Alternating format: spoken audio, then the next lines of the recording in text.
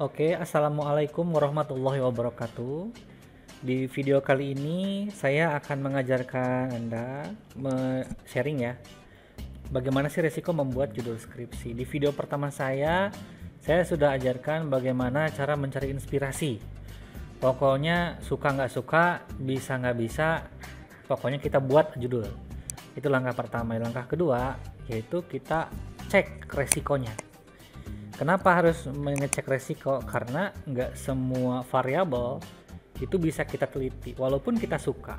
Nah, awalnya kan kita membuat banyak tuh kan, saran saya ada 10 ya, atau berapa judul, dicari di list, baru kita cek. Nah, kita seleksi lagi resiko membuat judul skripsi. Baik, sebagai contoh, misalkan Anda bikin tabel seperti ini ya, silahkan, tapi tidak wajib. Ini mau bikin seperti yang saya contohkan, silahkan, tidak apa-apa. Baik, setelah Anda mempunyai variabel yang akan Anda teliti, mau variabel X atau variabel Y ya, variabel yang mempengaruhi atau dipengaruhi bebas. Nah, ini seperti ini contoh. Ada berat badan. Berat badan ini yang ingin saya teliti. Nah, resikonya apa berarti? Nah, alat ukurnya apa? Nah, alat ukur dan cara ngukur sebenarnya ya. Oh ya udah, berat badan diukur dengan timbangan. Oke, gampang kan? Gampang. Hasil ukurnya bagaimana? Ya udah kilogram dong. Oke, sip. Mudah kan? Nah, kita cek variabel selanjutnya misalkan. Nah, saya punya variabel nih, variabel tinggi badan. Berarti resikonya kita harus mengukurnya pakai apa nih? Oh ya udahlah, pakai meteran. Hasilnya bagaimana? Senti.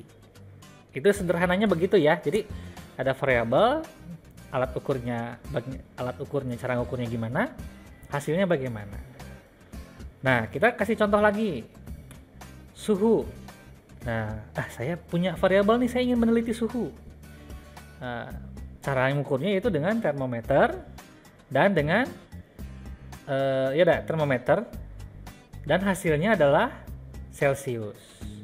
Nah, ini berat badan, tinggi badan, suhu. Nah, kita cari lagi variabel contoh variabel yang lain. Bagaimana dengan kepemimpinan? Misalkan Anda ingin meneliti kepemimpinan di sebuah kantor, di sebuah unit, di sebuah rumah sakit, di sebuah institusi. Kepemimpinan mengukurnya gimana ya? Nah, hasilnya bagaimana? Nah, ini adalah resiko. Jika Anda sudah ngambil variabel, ingin meneliti ini, kalian harus berpikir apa alat ukurnya dan hasilnya bagaimana. Nah, maka dari itu Anda wajib baca lagi jurnal-jurnal atau tesis atau skripsi yang memuat tentang kepemimpinan. Mereka pakai apa ya alat ukurnya? Hasilnya bagaimana? Alat ukurnya bisa kita ambil nggak? Bisa kita kopas nggak? Nah gitu, plus hasilnya. Nah seperti itu. Jangan-jangan variabel yang Anda teliti itu susah diteliti gitu, nggak mampu, nggak kuat gitu. Nah jadi hati-hati gitu. Kalau misalkan setelah memilih judul, kita cek, nah, bisa nggak kira-kira, oh kalau kira-kira bisa lah ini mah, bisa, kita ya udah lanjutkan gitu. Nah bagaimana jika Anda ingin mengukur motivasi? Wah ini udah agak beda lagi nih. Kalau berat badan, tinggi badan, suhu itu kan mudah ya. Nah, kepemimpinan, motivasi, ngukur motivasi orang tuh gimana? Siapa yang ingin diukur? Nah, berapa banyak sampel yang akan kita ambil? Jadi, ketika kita mengambil variabel, nah resiko-resiko itu akan mengikuti. Nah, bagaimana dengan kita ingin meneliti kualitas hidup? Oh, coba kualitas hidup, cara ngukurnya gimana? Hasilnya gimana? Itu harus Anda cari. Maka setelah Anda dapat variabel, dapat judul nih, segera cek alat ukur dan hasilnya. Di video cara membuat proposal sudah saya jelaskan, buatlah contekan bab 3 dulu ya. Nah, bagaimana mengukur kepuasan nih? Kepuasan pasien, kepuasan pelanggan Gojek, kepuasan dokter, kepuasan lain-lain. Nah, bagaimana dengan mengukur kinerja? Caranya gimana mengukur kinerja? Ada rumusnya enggak? Coba pelajari. Apa Anda ahli di bidang itu atau enggak?